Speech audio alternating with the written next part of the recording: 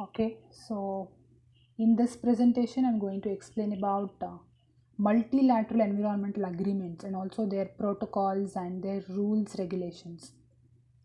Okay, so here, like main the aim of the multi environmental agreements.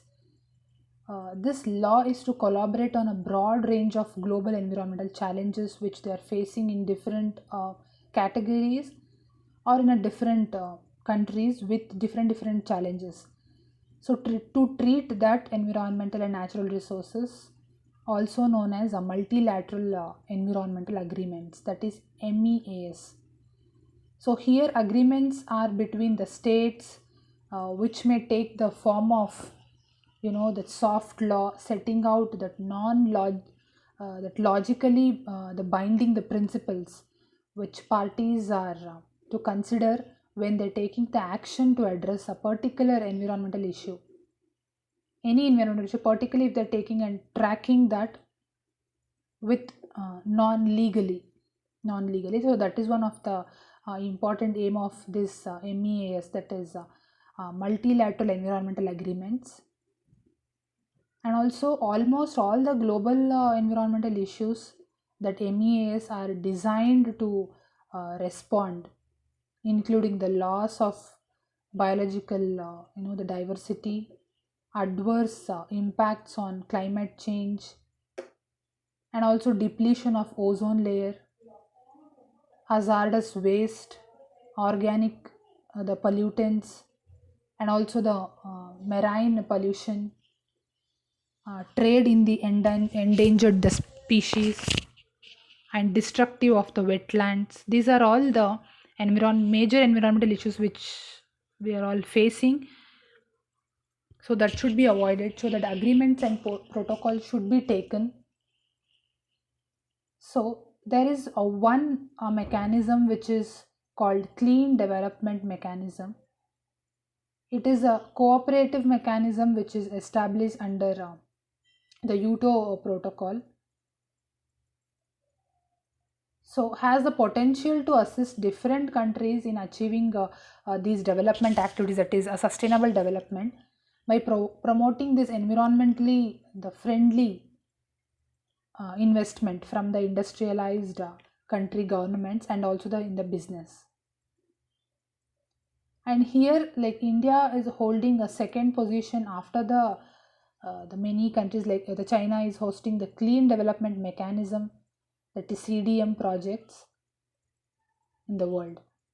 And also in our the country, that this UTO protocol is constituted with the designed the national authority to host clean development projects. And these most CDM projects in India are very much renewable based projects and also depend on the country's infrastructure for renewables, has significant contribution in the success of CDM. And also the purpose to understand the success of India is hosting clean development projects. And initially, like this is to the concept of CDM, and the principle which what were the national policies or principles favor to the growth of clean mechanism. The conclusion can be drawn that despite well established institutional framework and also the favorable policies which account for all the success. So that is the what is that clean development mechanism, and also the protocol whatever the taking, it is going to the objectives and the mechanism that will be permits countries to transfer the parts, the many things, to allow their emission. So that is one of the thing. And also this protocols will be again, so the main objectives, like overall objective, strengthen and enhances the capacity to efficiently implement this MES and also related commitments. That is the one of the thing, the objective of the MES. And also this is the protocol establishes with three mechanisms that is designed to help which we have to concentrate on many things, like for example the member states or NGOs, private sectors, many things.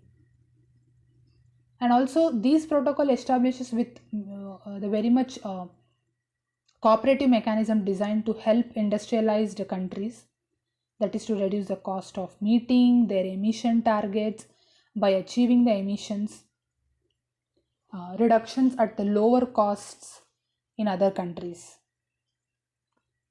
And also international emissions trading permits countries to transfer the parts for the allowed emissions. And the joint implementations also like countries to claim credit for emissions, that should be controlled with the limits. And also the international emission trading permits country to transfer the parts and also the emission. The main key features will be they are expressed in the written form in a document that is approved by the parliament for each and every country, and that they are governed by the international law. So these are the key features of MEA. And also implementation may be maybe the efforts need to be made to apply these forms to employ the practices that result in environmental improvements. And also the government and religion organizations should take the series of international commitments by signing these MEAs. So that are the few implementations of MEAs. And actually through the emission reduction projects, the mechanism could stimulate international investments also, and also provide essential resources to the it is a cleaner economic growth in all the parts of the world.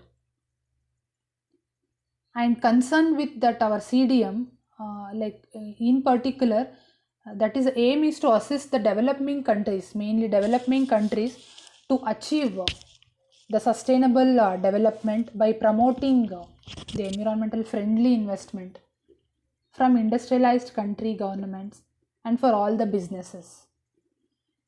And like it is going to work with the process of like converting international commitments and requirements into the national law and policy, that in order to induce with the behavioral change of targeting the groups or communities. Okay, so compliance means like refers to whether the countries adhere to the agreement provision and to undertake the policies implementation measures. So that is a compliance, like they have to take the undertaking with the rules and regulations, and the policies should be maintained. So this is like the mechanism. This mechanism gives the many countries and the private sectors companies the opportunity to reduce the emissions anywhere in the world wherever the cost is lowest, and they can be count these reduction towards their own targets. So that is one of the aim of these MEAs. Thank you.